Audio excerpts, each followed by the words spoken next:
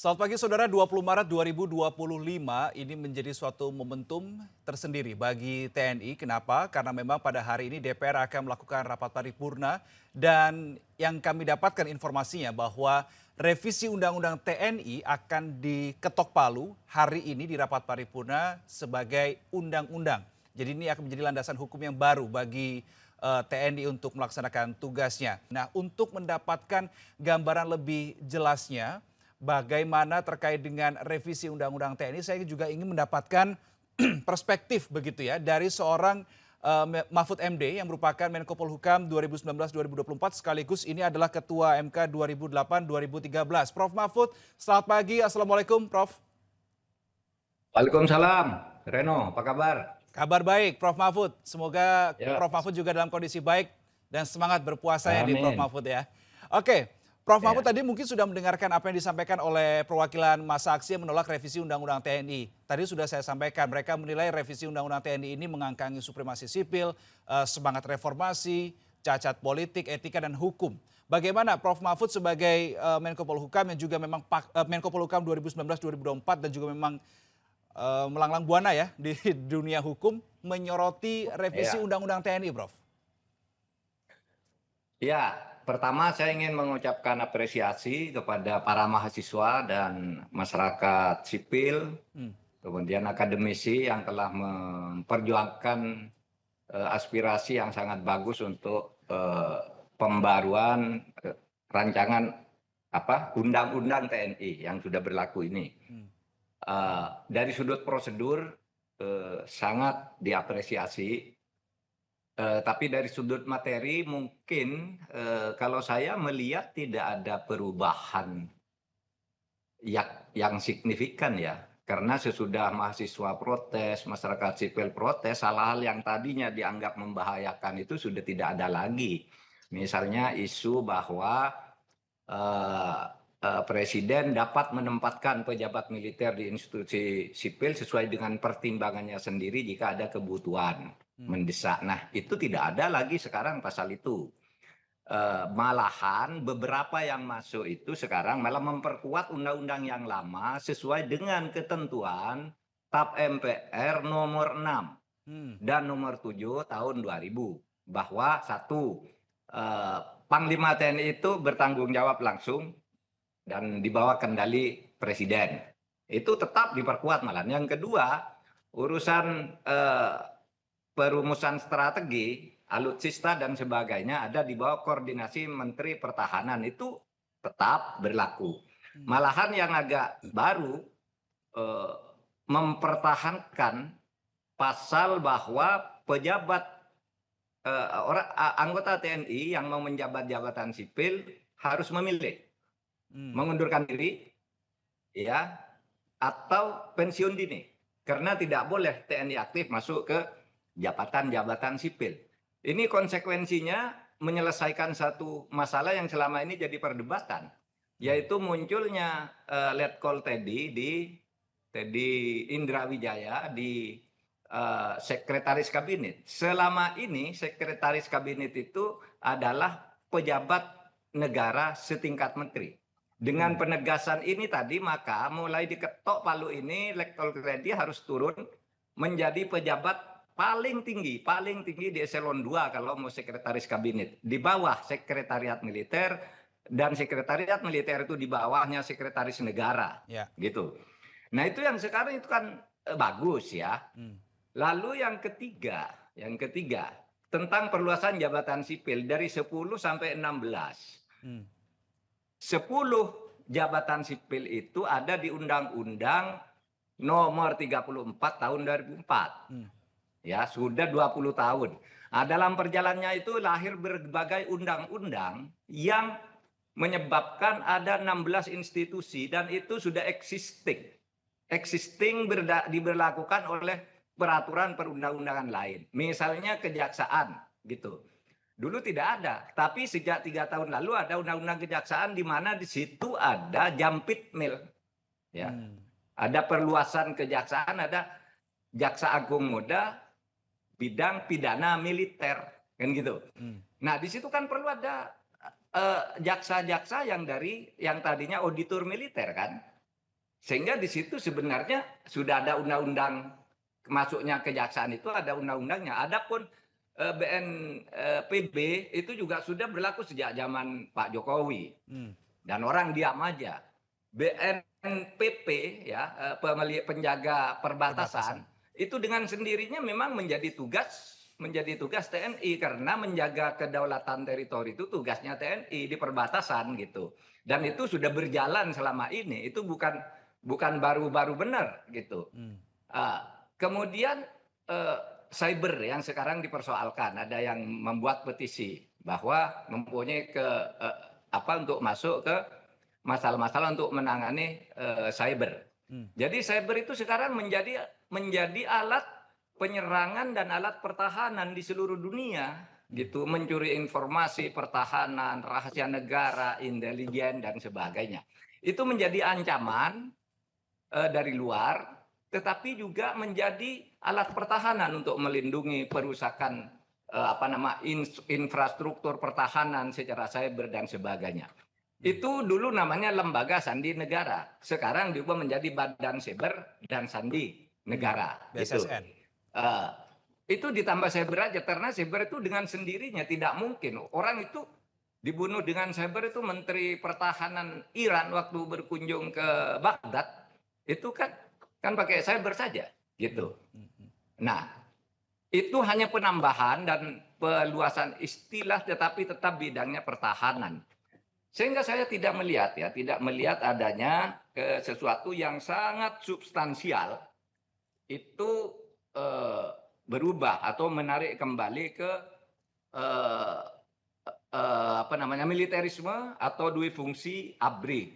Nah, kunci pencabutan dui fungsi ABRI itu masih berlaku sekarang, yaitu TAP 6 MPR tahun 2000 dan TAP 7 tahun 2000 yang kemudian itu diangkat di dalam Undang-Undang Dasar ya tentang pemisahan polisi dan TNI.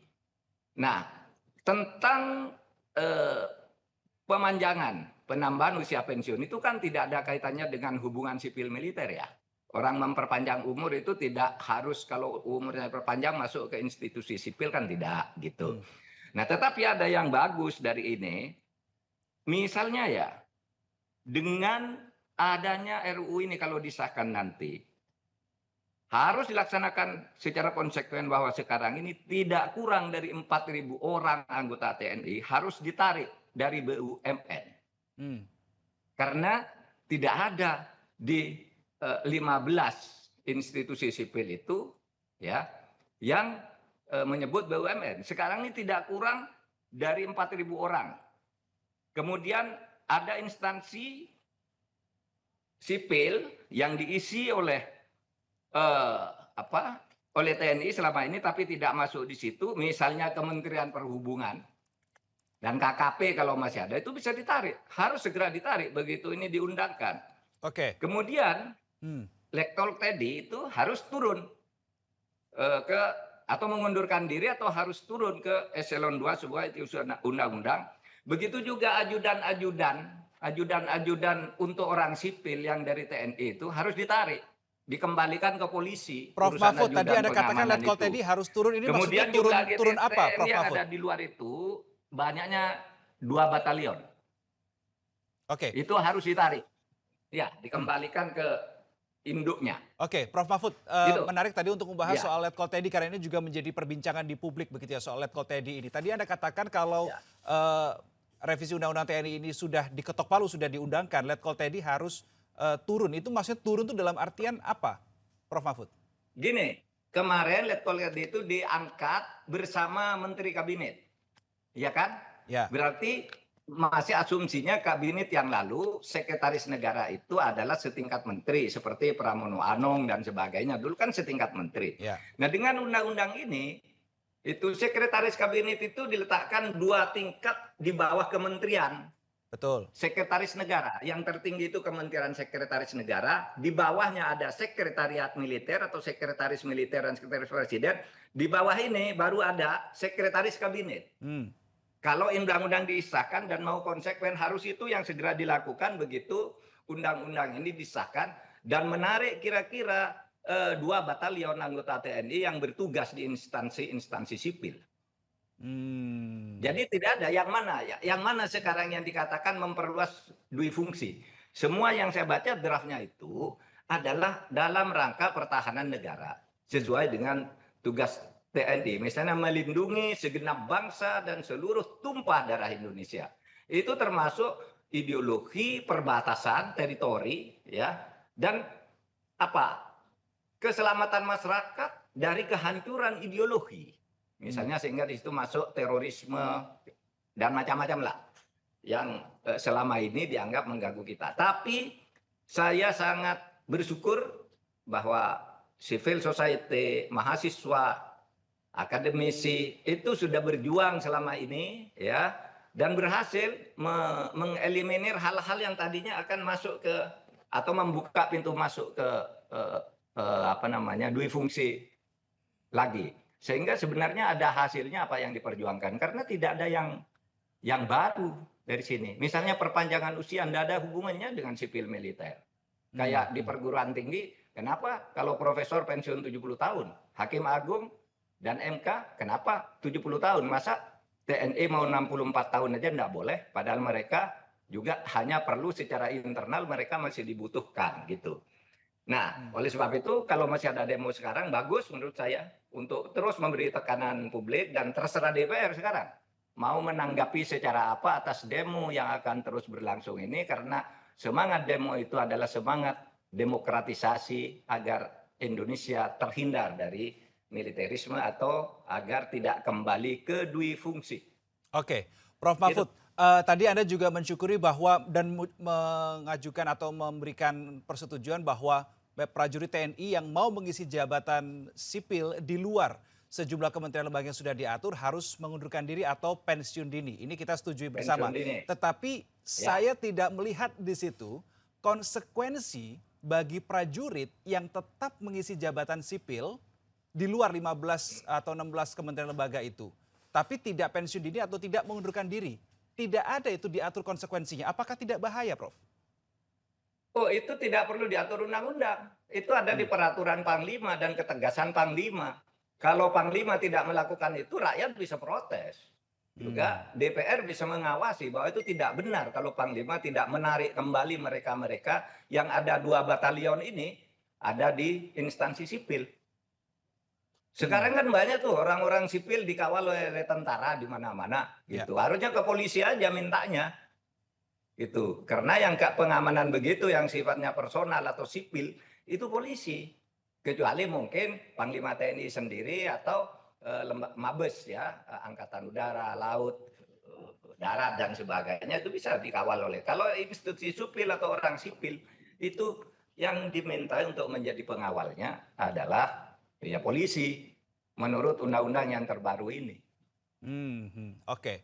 Kemudian salah satu juga yang saya baca nih, Prof. Mahfud, yang juga menjadi bahan masukan kritik mungkin bagi DPR dalam draft RUU yang sudah diselesaikan di tingkat 1 ini adalah di pasal 7 ayat 2 poin B, semula itu ada usulan terkait dengan urusan narkotika nasional, tetapi ternyata yang kita terima draftnya kan tidak ada. Tetapi di pasal 47 tetap mengurusi narkotika nasional. Apakah ini tidak menjadi suatu hal yang berbahaya? Di pasal 7 ayat 2 poin B tidak diatur, tapi di pasal 47 diatur. Ya, karena yang pasal 7 kan tugas TNI selain perang, ya. Sehingga memang mungkin lalu narkotika itu dikeluarkan dari situ. Tapi dimasukkan pasal 47 karena selama ini kan sudah eksis. Di BNN itu udah banyak tentaranya dan itu kebijakan, ada peraturan perundangan lain yang mengatur itu, ya, Perpres, PP dan sebagainya bisa dilihat di situ tuh tidak sembarang juga. Nah, tetapi itu bisa dijadikan catatan oleh DPR sekarang sebelum disahkan, karena begini loh, narkoba itu sekarang menjadi alat provokasi untuk memecah bangsa juga. Oleh sebab itu yang disebut proksi-proksi itu kan banyak yang melalui narkoba. Kemudian narkoba itu juga melintasi batas-batas wilayah pertahanan tanpa terkontrol, gitu ya. Memasuk melalui pengiriman yang ilegal dan terkadang itu membahayakan kesatuan dan keutuhan kita sehingga dimasukkan di dalam ya seperti terorisme, karena itu mengancam kedaulatan juga, masuk secara ilegal dan sebagainya, melintasi wilayah-wilayah pertahanan negara, itu kan bisa saja. Tetapi itu bisa diperdebatkan aja, mumpung sekarang belum disahkan, masih ada waktu setengah jam atau 1 jam gitu, coba itu mungkin tidak itu dilakukan. Tapi selama ini BNN itu memang banyak tentaranya juga. Oke. Nah, Gitu. Ya, permasalahan lain juga yang mendapatkan kritikan. Saya ingin mendapatkan insight dari Prof. Mahfud ini bahwa soal RUU TNI ini kan sebetulnya menjadi inisiatif DPR RI begitu ya. Tetapi pada ya. tanggal, saya bacakan kronologisnya, tanggal 7 Februari 2025, Menteri Pertahanan mengirimkan surat kepada Ketua Komisi 1 DPR untuk mengagendakan pembahasan RUU TNI dan dimasukkan dalam daftar prolegnas prioritas 2025. Jadi ini usulan DPR, tetapi yang meminta masuk prolegnas adalah dari pemerintah. Bagaimana Prof. Mahfud menyikapi hal ini? Secara prosedural kan tidak salah. Kalau sudah ada prolegnas prolegnas itu begini. Prolegnas itu program legislasi nasional, artinya rencana undang-undang yang mau dibuat oleh pemerintah selama 5 tahun yang dibagi per tahun. Per tahun itu yang disebut prioritas. Nah, ketika itu dibahas biasanya ada kesepakatan. Ketika misalnya pada suatu saat TNI pemerintah mengusulkan perubahan undang-undang TNI lalu dibahas, sudahlah ini bagian DPR biar kami yang mengusulkan. Idenya mungkin saja dari pemerintah. Seperti undang-undang perampasan aset itu dulu kami ngajukan 2, yaitu undang-undang perampasan aset dan undang-undang pembatasan belanja uang tunai, uang kartal namanya. Nah itu dari pemerintah, tapi sesudah kami bahas dengan DPR dibagi 2. Udah ini yang diajukan pemerintah tentang pembelanjaan uang tunai itu diusulkan oleh DPR, yang ini diusulkan oleh pemerintah. Yang Itu perampasan pertimbangannya aset apa, kami Prof. Mahfud jalan, MD? tapi yang pembatasan uang kartalnya enggak jalan. Meskipun Pertimbangannya apa dua-duanya itu? sampai Oh, sekarang oke, belum ini ada yang yang mengajukan disahkan. atau ini inisiatifnya pemerintah aja, yang ini adalah inisiatif DPR. Itu pertimbangannya seperti apa pembagiannya? Dasarnya Oh apa? itu kesepakatan aja. Itu kesepakatan aja. Hmm. Jadi begini loh. Eh, Setiap awal pemerintahan, misalnya dilantik di bulan Oktober gitu, November itu pemerintah dan DPR sudah bersepakat. Masing-masing mengusulkan RUU yang diperlukan. Mungkin ada yang redundant, diusulkan oleh 2 lembaga. Lalu disepakati, sudah karena Anda mengusulkan ini, saya mengusul ini, Anda saja yang ambil ini. Atau bisa saja ini penting, tapi ini lebih banyak politisnya daripada administrasi pemerintahannya, silakan DPR misalnya. Sama juga kalau DPR ini bagian pemerintah lah materi ini. Itu bisa saja, artinya tidak ada larangan untuk itu. Gitu. Meskipun mungkin ya agak kurang tepat. Kenapa sih diusulkan oleh DPR kok yang mengusulkan pembahasan pemerintah? Memang agak aneh. Tetapi itu tidak melanggar aturan sebenarnya. Boleh aja dan banyak dalam praktek yang begitu. Karena ketika yang mengusulkan DPR kemudian yang berkirim surat untuk segera dibahas adalah pemerintah, bahkan dalam surat itu juga terlampir begitu ya draft dan juga naskah akademik, ada suatu penilaian yang mengatakan bahwa seakan-akan DPR ini tidak bisa mengimbangi pemerintah dan hanya memberikan karpet merah bagi pemerintah.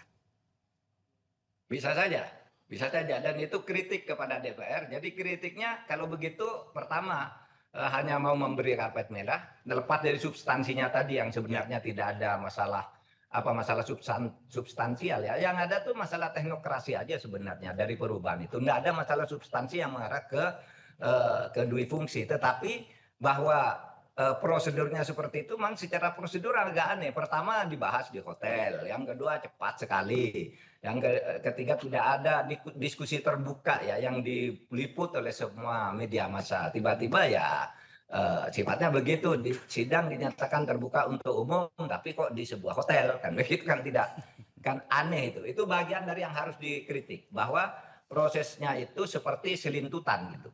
Tetapi substansinya selamat karena mahasiswa dan akademisi dan civil society itu mengawal sejak ini muncul, lalu terus berteriak terus sampai akhirnya hal-hal tadi yang agak menyeramkan itu hilang dari rencana dimasukkannya di dalam undang-undang, seperti kewenangan sepihak presiden untuk menempatkan TNI di lembaga yang dianggap penting itu sudah tidak ada. Kemarin di isunya kan ada yang itu, sekarang tidak ada. Oke. Malah penegasan terhadap yang sudah ada. Semuanya tuh penegasan-penegasan lagi karena mungkin udah terlanjur diagendakan gitu, lalu mundur tidak enak, lalu ya sudah ada yang aja ditegaskan lagi. Kira-kira dugaan saya begitu. Sehingga tidak ada perubahan yang substansial kecuali masalah teknokrasinya saja nampaknya yang Oke. yang diatur kembali di sini. Oke. Prosesnya di sini yang menjadi bisa dikatakan ini yang menjadi bermasalah begitu dalam proses penggodokan revisi Undang-Undang TNI ya Prof. Mahfud. Tetapi begini, tadi Anda Ya. menarik itu, Anda mengatakan ini prosesnya selintutan. Wajar kalau Ya. publik menilai, beranggapan ini jangan-jangan ada apa-apa begitu loh. Ya pasti dong. Iya, Ada iya, iya. apa-apa. Paling tidak ada kepentingan-kepentingan tertentu untuk memasukkan ini di dalam undang-undang. Kan bisa saja kan ada kepentingan agar ini lebih tegas. Panglima itu jangan main-main. Agar misalnya urusan strategi itu jangan ngatur sendiri-sendiri. Ada Kementerian Pertahanan, alutsista diatur oleh Kementerian Pertahanan. Kan bisa saja ada kepentingan seperti itu. Dulu zaman saya Menhan itu, meskipun sama Menhan itu koordinasi dan mengatur strategi atau kebijakan strategis. Itu kalau soal anggaran dulu zaman saya diserahkan ke masing-masing angkatan karena angkatan itu yang butuh gitu, yang butuh dan tahu kebutuhannya sehingga sesudah diusulkan kita rapatkan rasional apa tidak, ada korupsinya apa tidak, jalan gitu di zaman saya dulu. Nah, tapi sekarang kecenderungannya kebutuhan itu akan dirumuskan oleh Menhan. Itu saja kepentingannya menurut saya sekarang kalau menyangkut itu. Kalau yang lain-lain sekarang kebutuhan politiknya yang sifatnya tidak imbang itu, ya misalnya tadi kembali ke dui fungsi ABRI secara pelan-pelan nampaknya sudah tereliminir karena di demo.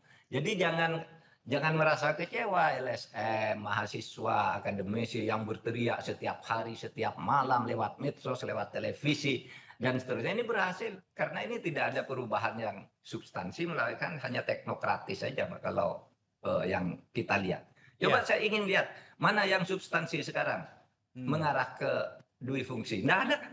Yang mana coba? Yang di luar pertahanan. Oke, mungkin dengan adanya penambahan KL yang bisa diisi oleh prajurit aktif, mungkin inilah yang kemudian jangan-jangan dui fungsi akan kemudian bisa muncul lagi dengan penambahan KL ini, dengan perluasan sayap TNI untuk bisa mengisi sejumlah kementerian lembaga. Mungkin itu Prof yang jadi salah satu pertimbangannya. Tapi sekali lagi menurut Prof Mahfud itu sudah kekhawatiran itu sudah tereliminir ya melalui draft yang akan dibawa ke paripurna. Tereliminir. Dan penambahan itu sebenarnya tidak ada penambahan, malah ada pengurangan satu. Karena semua yang sekarang ada 15 tuh yang dulu ada di dalam praktek. Sekarang dikurangi satu coba, KKP dikeluarkan dari situ.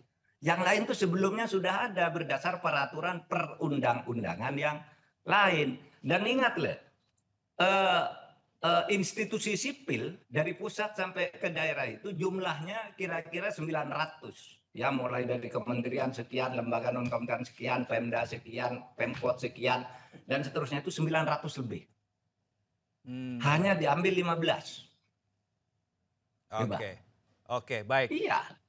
Prof. Itu Mahfud, pun semuanya punya relevansi substansi dengan pertahanan. Tapi saya tidak melawan, tidak menolak lah apa yang diperjuangkan oleh masyarakat sipil. Tapi saya menjelaskan sesudah saya membaca kayak gitu. Coba dibaca dulu, jangan-jangan belum baca perubahan yang terakhir gitu. Karena isu-isu dulu sudah tereliminir dulu yang memang agak mengkhawatirkan itu.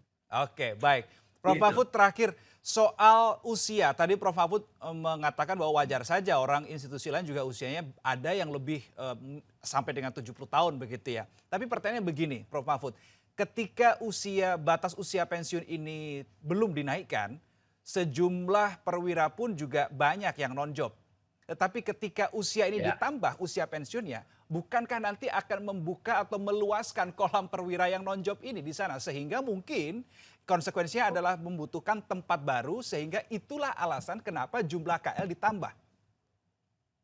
Mungkin saja itu sebagai alasan semula ya. Tetapi sesudah dikunci ya dengan yang 15 tidak boleh eksesif ke tempat lain, gitu saya kira masalahnya selesai. Pertama, penumpukan itu kan juga yang tadinya belum mendapat jabatan, terus ini masih diperpanjang, ini kan ikut diperpanjang. Kan sama ikut diperpanjang antrinya, karena yang numpuk ini tadi juga jabatannya kan diperpanjang usia pensiunnya, bukan hanya yang di atas. Jadi penumpukan perwira itu sekarang misalnya mau pensiun tahun depan. Ya.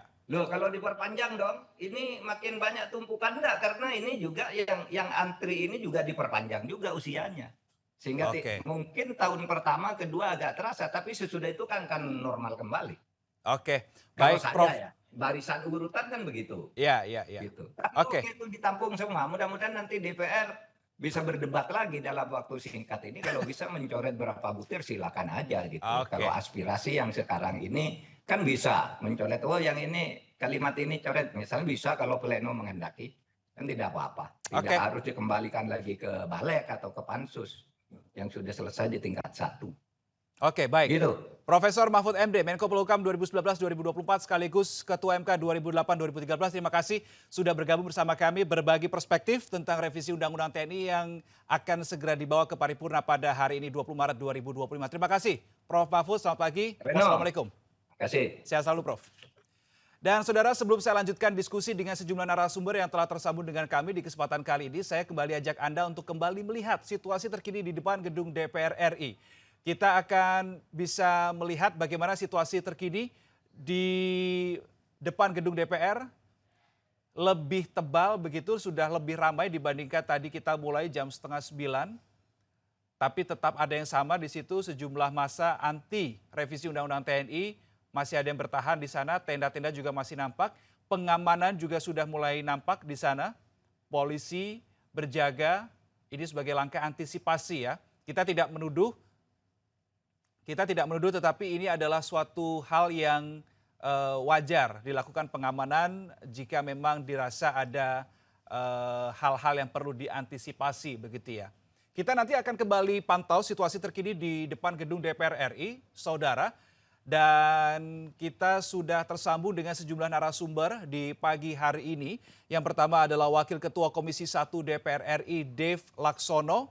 Dan juga Deputi Direktur Amnesty International Indonesia, Wirya Adiwena. Selamat pagi Bang Dave dan juga Mas Wirya. Selamat pagi. Baik. Bang Dave sudah bisa dengar suara kami ya di studio ya? Kabarnya sehat. Oke. Baik, saya ingin ke Bang Dave Laksono, Wakil Ketua Komisi 1 DPR RI terlebih dahulu. 1 hari jelang RUU TNI ini dibawa ke paripurna pada hari ini, ya. Anda dan juga sejumlah pihak menemui Presiden Prabowo Subianto tadi malam. Apa substansi yang dibahas di situ? Ya.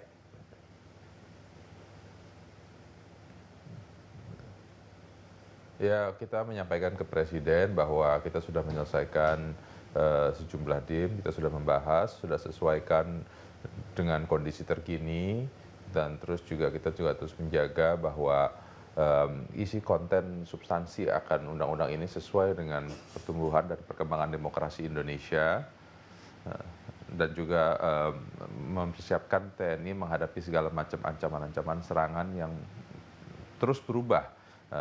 Pertempuran hari ini kan tidak lagi pertempuran konvensional yang seperti dahulu. Ancaman hari ini tidak berbeda dengan ancaman yang dahulu. Begitu juga dengan kondisi bangsa hari ini, beda dengan situasi waktu 2004 ketika RUU TNI ini dibuat ya. Nah, ancaman-ancaman, terus juga perkembangan zaman, tren terkini itu kita sesuaikan di dalam undang-undang yang kita ciptakan untuk TNI hari ini. Oke, mungkin ada bocoran Bang Dev apa yang disampaikan oleh Pak Presiden Prabowo Subianto ketika tadi malam ada pertemuan dengan anggota DPR, termasuk Anda di sana, di dalamnya?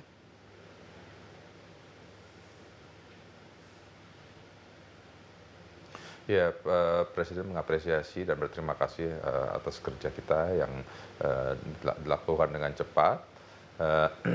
Mengingatkan memang ini adalah suatu kebutuhan negara, karena seperti perpanjangan usia, Presiden mengatakan setiap tahun harus ada pergantian panglima, pergantian kepala pimpinan, kepala staf. Ini sepertinya menghambat kerja pemerintah, karena ketika baru menjabat hanya setahun belum sempat berbuat banyak, sudah harus diganti karena perkara usia. Itu satu. Terus dua, posisi-posisi TNI di kementerian dan lembaga itu memang sekarang sudah berlangsung, akan tapi hanya berdasarkan Perpres.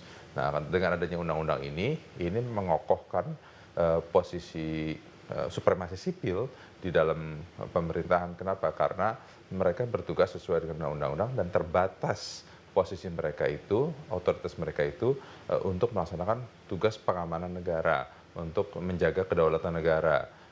Tidak terlebih dari itu, tidak terlibat dalam pengambilan kebijakan politik, tidak terlibat dalam posisi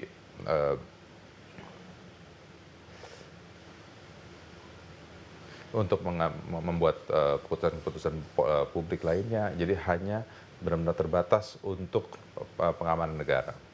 Oke, Bang Dev, salah satu hal tadi ketika sebelum kita berdialog ini, saya juga berdiskusi dengan Profesor Mahfud MD terkait dengan revisi Undang-Undang TNI. Sepakat memang tidak ada substansi di revisi Undang-Undang TNI yang ditakutkan oleh publik, tetapi caranya ini yang menjadi fokus. Saya coba soroti di tanggal 7 Februari 2025 ketika Menteri Pertahanan mengirimkan surat kepada Ketua Komisi 1 DPR untuk mengagendakan pembahasan RUU TNI. Padahal RUU TNI ini kan usulan atau inisiatif dari DPR. Muncul kesan seakan-akan DPR ini hanya memberikan karpet merah saja bagi pemerintah untuk membahas RUU ini. Bagaimana Bang Dev menyoroti atau merespons tanggapan ini?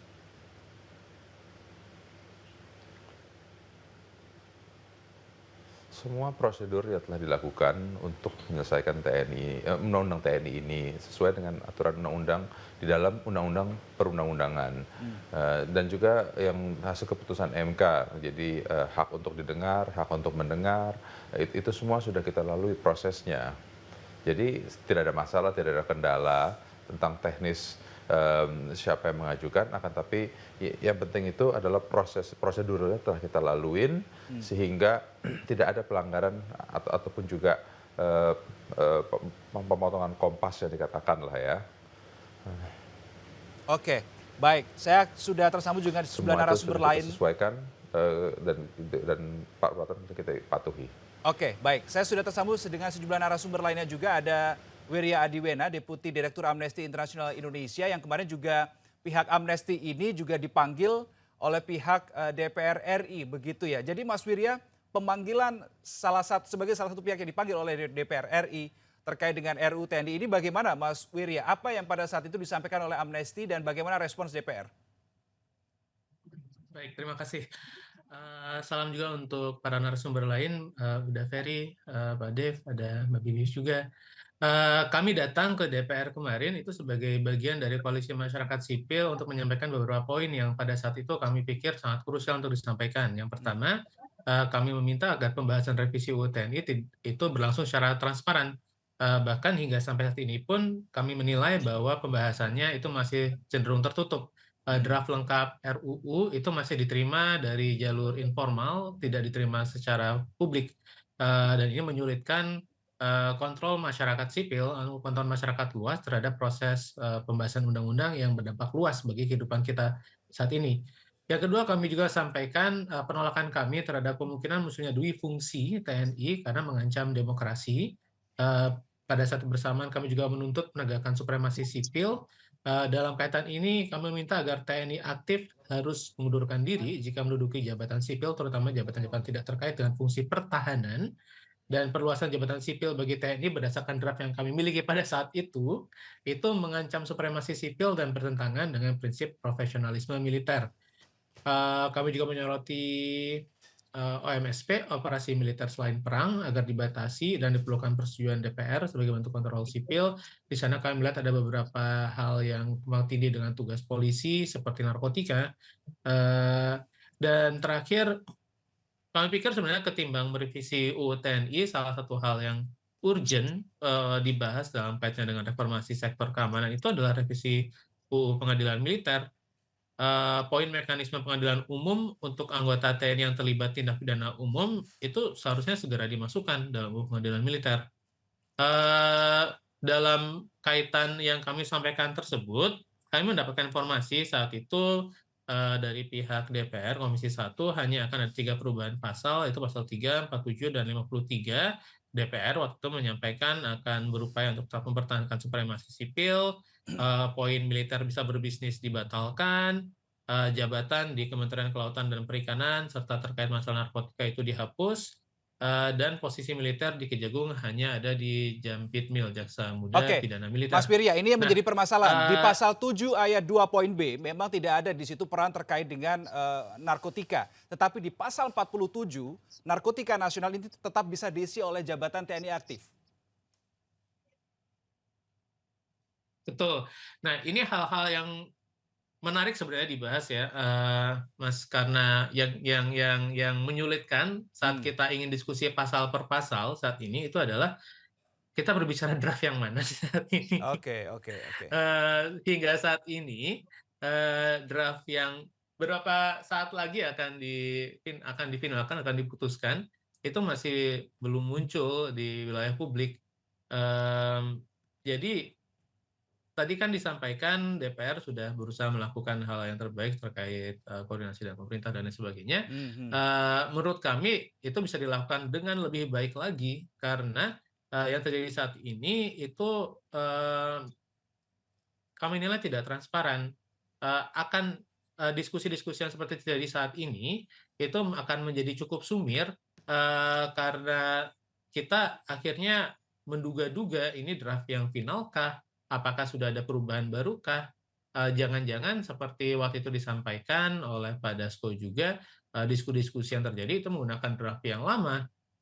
Itu kan menjadi sulit ya bagi kita untuk diskusi pasal per pasal. Oke, jadi ini Nah, akan menarik kalau Bang Dev ini bisa merespons. Jadi draft yang mana Bang Dev yang hari ini akan dibawa ke rapat paripurna jam 9.30 nanti?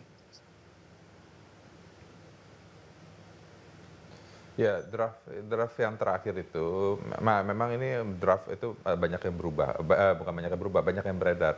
Ada draft yang dari periode yang lalu gitu ya, ada draft yang mungkin yang dibuat oleh pihak lain. Akan tapi yang sudah kita akan putuskan itu sudah merangkum semua kekhawatiran masyarakat, sudah menjawab semua apapun yang menjadi perdebatan masyarakat ya. Tadi sudah disampaikan kan bahwa KKP tidak masuk di dalam undang-undang ini. Lalu fungsi TNI dipertegaskan hanya untuk bidang pertahanan, tidak masuk ke dalam sektor-sektor sipil, bahkan hal-hal yang berkaitan dengan keamanan pun juga itu adalah tugas polisi. Jadi kita hanya ketika menempatkan personil TNI itu selalu dalam kondisi BKO, jadi di bawah koordinasi dengan Polri ataupun juga masyarakat sipil.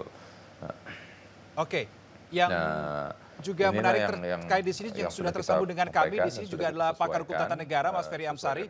Mas Ferry, menyikapi dengan segala dinamika proses RUU TNI ini seperti apa Mas Ferry? Ya, tentu satu ya, proses ini cacat prosedural karena setiap tahapannya dilangsungkan tertutup.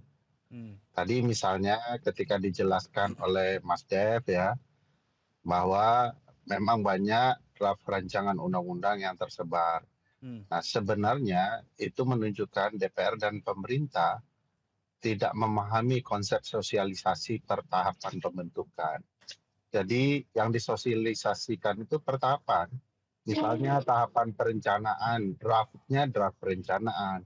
Itu disebarluaskan. Ketika pembahasan juga disebarluaskan mana yang dibahas gitu ya. Nah, seakan-akan yang diinginkan oleh pemerintah dan DPR cukup ya draft yang kemudian nanti disahkan disebarluaskan. Itu salah, itu sosialisasi setelah menjadi undang-undang gitu ya. Nah, menurut saya memang sedari awal ada niatannya, bukan anggota DPR dan pemerintah tidak tahu, tapi ada niatan untuk kemudian menjauhkan partisipasi publik. Termasuk juga ketentuan yang harusnya menjadi dasar saat ini dalam berbagai pembentukan undang-undang soal meaningful participation. Tadi disinggung oleh Pak Dev juga. Bagaimana bisa kita berpartisipasi? Wong draftnya saja tidak ada. Partisipasi macam apa yang mau diharapkan kalau draftnya tidak bisa dibaca? Naskah akademiknya baru beberapa hari yang lalu juga tidak melalui langkah-langkah formil untuk bisa didapat oleh publik. Kedua, apa yang terjadi? Sebenarnya istilah dui fungsi itu kan istilah pembenaran terhadap sesuatu yang salah. Seolah-olah bisa dui fungsi. Tetapi kalau kita belajar konstitusi, sebenarnya istilah yang tepat dengan apa yang terjadi hari ini adalah disfungsi ya. Salah memfungsikan alat pertahanan negara yang bernama militer atau TNI. Coba simak baik-baik ketentuan pasal 30 Undang-Undang Dasar 1945 itu, bahwa tugas untuk menjadi alat pertahanan negara adalah tugas TNI. Tidak ada tugas TNI yang lain.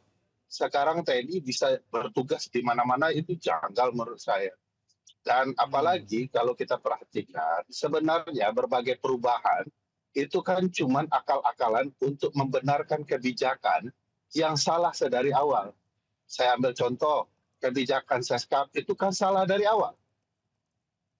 Bahwa TNI aktif menjadi Seskap itu tidak dibenarkan oleh ketentuan Undang-Undang TNI sendiri. Presiden itu telah melanggar pasal 47 yang awal. Nah sekarang itu mau membenarkan, dilakukanlah revisi. Nah inilah yang namanya tindakan menghalalkan sesuatu yang haram. Jadi yang awalnya diharamkan oleh pasal 47, nah sekarang mau dihalalkan. Begitulah kerja-kerja pembentukan undang-undang ala pemerintah dan DPR akhir-akhir ini. Oke, baik. Bang Dev, ada tanggapan terkait dengan apa yang tadi dijelaskan oleh Mas Ferry?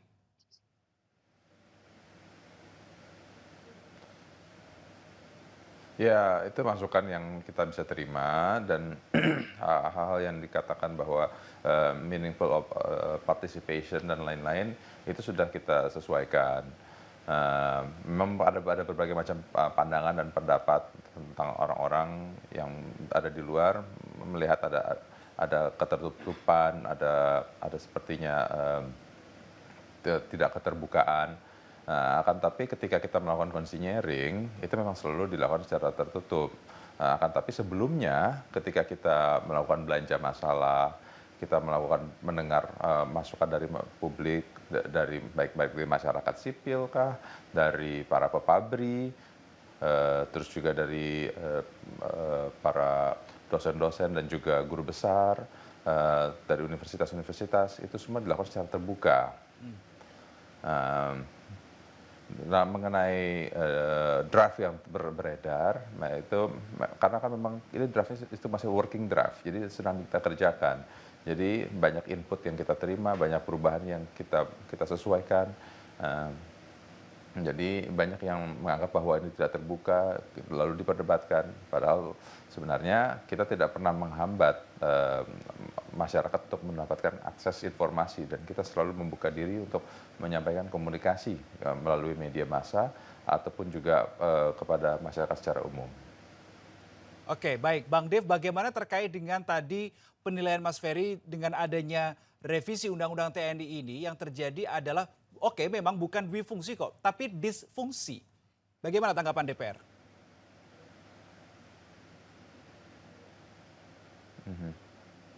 Ya, memang tidak ada dwifungsi, dan saya juga belum bisa menanggapi karena definisi disfungsi ini seperti apa, saya mesti ada penegasan yang lebih dahulu.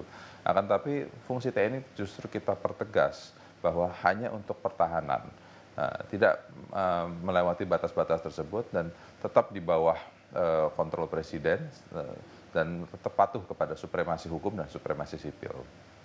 Oke, baik. 11 menit lagi menjelang rapat paripurna, Bang Dev Laksono, kita mungkin akan jumpa lagi nanti setelah rapat paripurna selesai. Terima kasih Bang Dev untuk waktunya sudah bergabung berdiskusi di jelang rapat paripurna pada hari ini. Terima kasih Bang Dev. Saya kembali tersambung dengan Mas Wirya Adiwena dan juga Ferry Amsari. Mas Wirya, terkait dengan tadi ada penilaian dari Mas Ferry bahwa revisi Undang-Undang TNI ini memang bukan dwifungsi tapi adalah disfungsi. Bagaimana Amnesty menyoroti dan juga merespon hal ini? Setujukah dengan statement ini, Mas Wirya? Kami setuju sekali bahwa sebenarnya proses pembahasannya berjalan. Oke, Mas Wirya, ada kendala koneksi terlebih dahulu. Yang harus menjadi perhatian kita semua. Ya, Mas Wirya mendengar suara kami di studio? Oke, kita tahan dulu teman-teman. Kita tahan dulu. mungkin kita bisa Halo? perbaiki koneksi terlebih dahulu dengan Mas Wirya. Saya ke Mas Ferry terlebih dahulu. Memang bukan dwi-fungsi tapi ada disfungsi tadi menurut Mas Ferry ya. Dan tadi Bang Dev juga menjelaskan eh, problem berikutnya adalah harus mendefinisikan yang dimaksud disfungsi ini seperti apa. Mas Ferry seperti apa tanggapannya? Ya, pertama itu kan pembelaan saja ya dari anggota DPR soal sesuatu yang salah. Disfungsi itu karena memang fungsi pertahanan adalah fokus kerjaan teman-teman TNI, tidak ada pekerjaan yang lain. Nah, tadi disampaikan bahwa ya memang akan hanya di wilayah pertahanan. Nah, itu kan bohong lagi. Bagaimana dengan status Seskap yang prajurit aktif? Seskap itu ke ruang pertahanan itu. Jadi aneh. Dan bagaimana dengan berbagai tindakan yang sudah berjalan sebelumnya ya, tidak hanya Seskap, banyak irjen yang juga anggota TNI aktif. Kemarin Kabulok anggota TNI aktif, walaupun kemudian ditarik ya. Nah ini kan memperlihatkan bahwa tugas-tugas sudah tidak masuk wilayah pertahanan. Nah pendefinisian di luar ruang pertahanan yang salah, mohon tidak membodohi publik. Contoh misalnya, pertahanan pangan, itu jelas-jelas bukan pertahanan militer maksudnya. Ya. Jangan karena semua diberi nama pertahanan, lalu dianggap itu sebagai bagian kerja-kerja militer. Masa nanti kita bicara soal pertahanan sepak bola, nanti juga dianggap itu sebagai tugas militer. Nah, bagi saya, ya, pembangunan istilah membenarkan langkah-langkah yang inkonstitusional yang bertentangan dengan tujuan konstitusi adalah tindakan-tindakan pelanggaran konstitusional. Nah, hemat saya kalau memang mau membenahi militer TNI kita, pastikan konsepnya adalah kesejahteraan prajurit, bukan kemakmuran perwira. Jadi selama ini yang menjadi fokus pemerintah dan DPR adalah membangun relasi politik, bisnis, dan militer.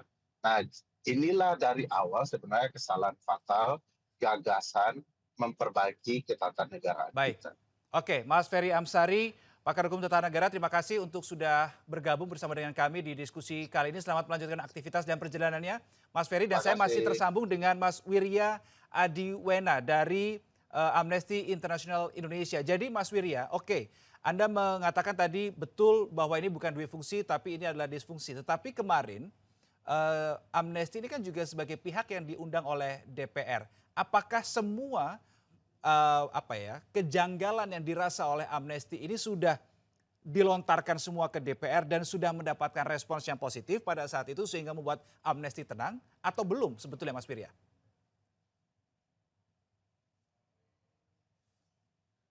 Boleh di-unmute Mas Wirya? Ya, terima kasih. Kami baru tenang kalau draft terakhir yang disahkan itu benar-benar memuat semua perubahan yang kami harapkan, dan semua perubahan tersebut akan tidak mengembalikan dwi-fungsi, menegakkan supremasi sipil, dan memastikan pelanggaran hak asasi manusia tidak terjadi. Dan kami tidak bisa tenang karena sampai saat ini draft yang jelasnya itu masih belum muncul nih hilalnya. Jadi sampai ketok palu mungkin kami bersama masyarakat lainnya pun baru akan tahu draft finalnya itu seperti apa.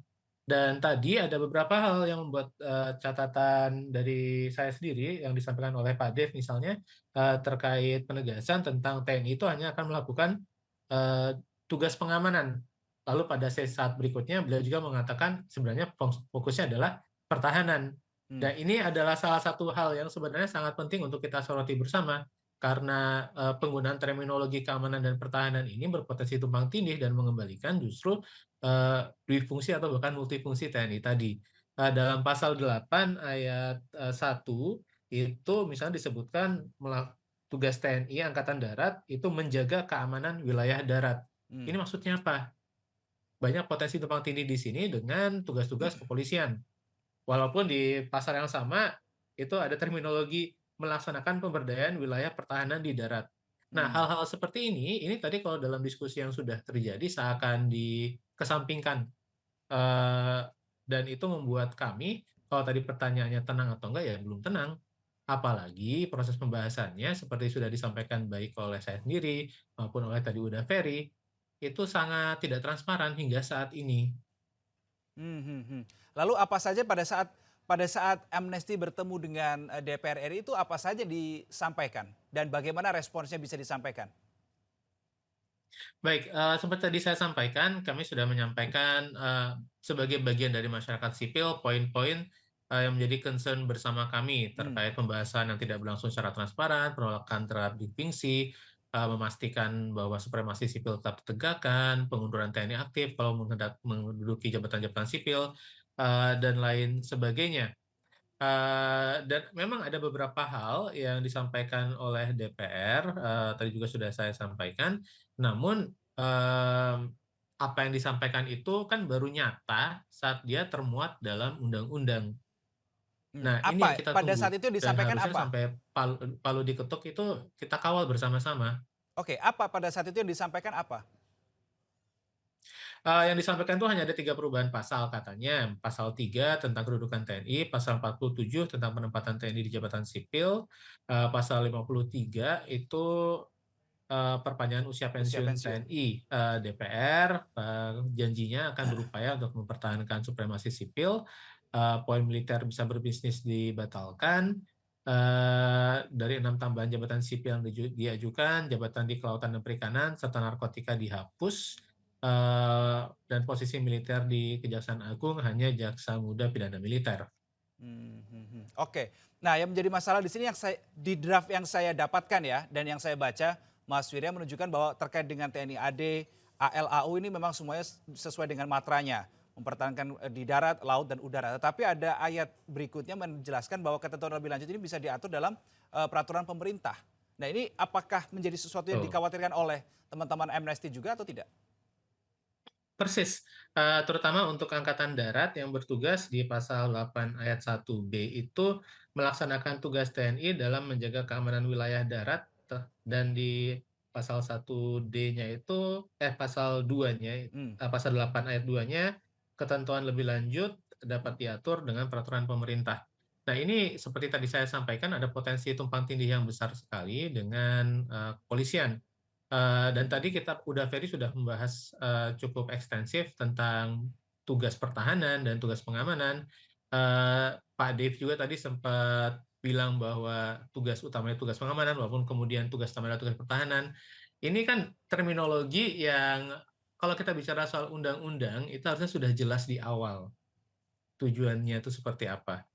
Perubahannya ini apakah penguatan di bidang pertahanan kah, supaya militer tetap profesional dan supaya militer tetap tunduk pada supremasi sipil, itu sebenarnya harusnya sudah jelas di awal. Nah, Kita tidak perlu bingung lagi, iya. ini maksudnya pertahanan kah atau keamanan kah, atau bahkan saat kita bicara pertahanan, ini pertahanan yang berada di bawah ranah militer kah atau bukan, dan lain sebagainya. Karena tadi juga disebut oleh Uda Ferry terkait ketahanan pangan, dan lain sebagainya. Oke, yang menarik di sini adalah, oke tadi Anda katakan takutnya adalah tumpang tindih begitu ya dengan institusi lainnya. Tapi pertanyaan saya lebih begini, apakah hanya tumpang tindih atau dengan ada ketentuan ayat berikutnya yang ketentuan lebih lanjut diatur oleh peraturan pemerintah, selain tumpang tindih ini juga berpeluang membuka celah untuk bisa pemerintah ini dalam tanda kutip ya sewenang-wenang untuk bisa mengatur matra-matra tersebut sesuai dengan kepentingan yang ada saat itu.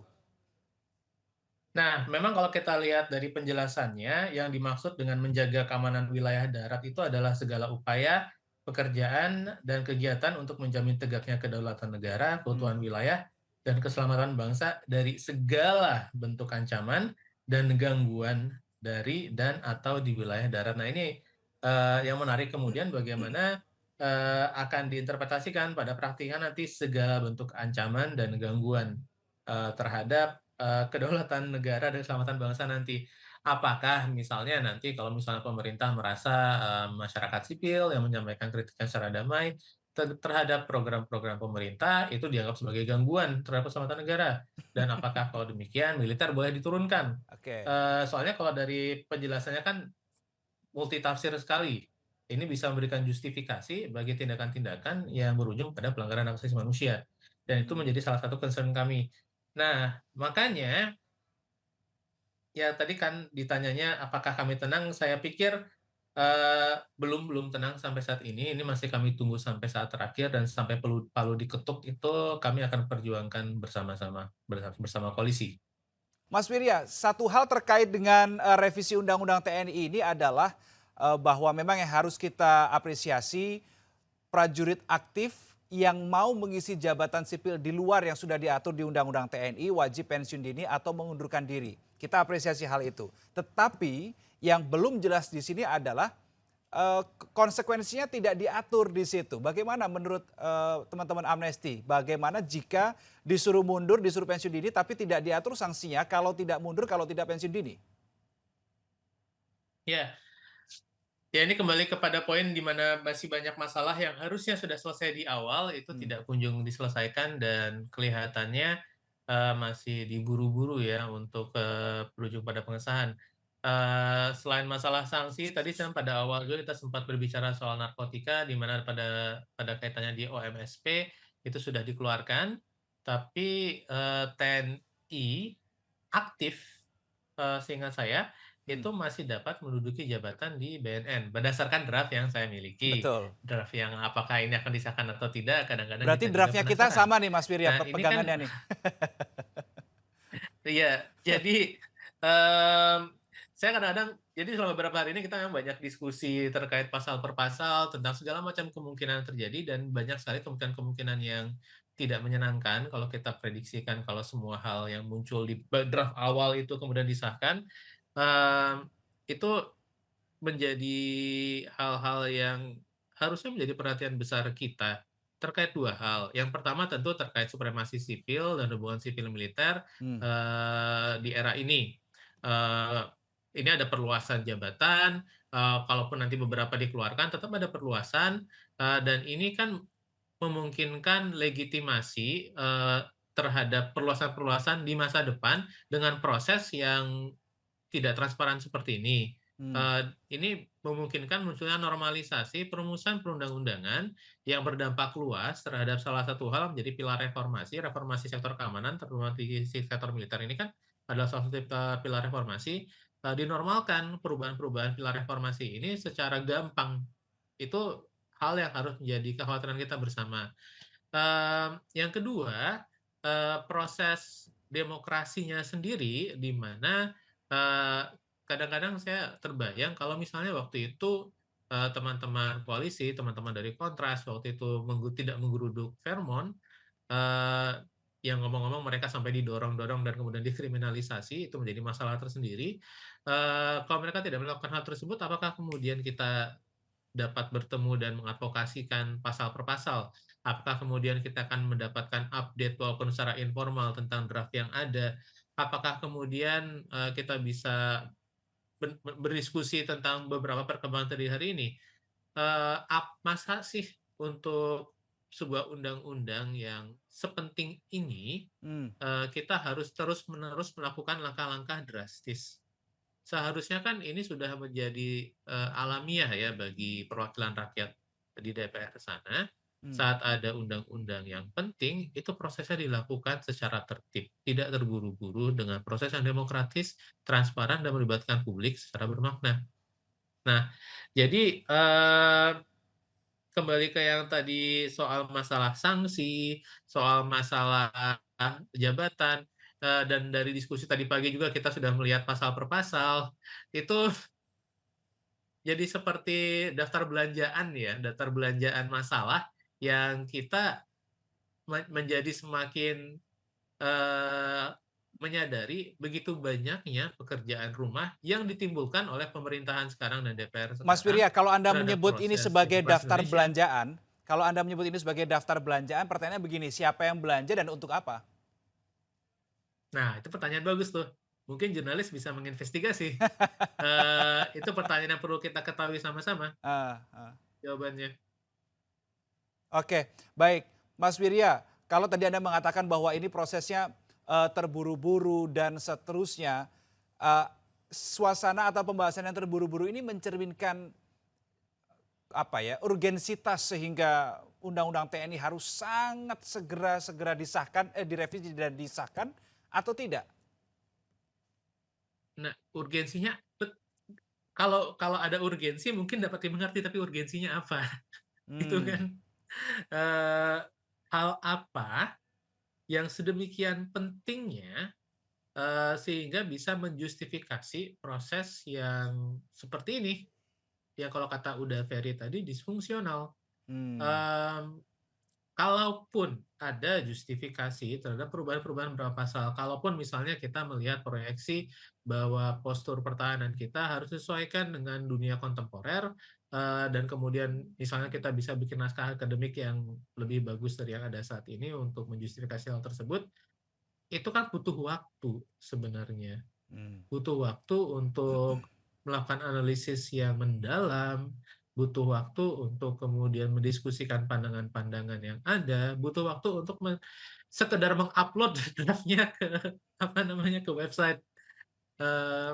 Dan kelihatannya kalau dinilai dari satu tolak ukur saja yang sangat sederhana, yaitu mengupload draft terakhir ke website, kelihatannya sebenarnya kita tidak punya waktu itu. Hal sesederhana menyampaikan secara publik, karena ini bagian dari akuntabilitas dan keterbukaan publik, draft RUU secara berkala saja tidak sempat dilakukan.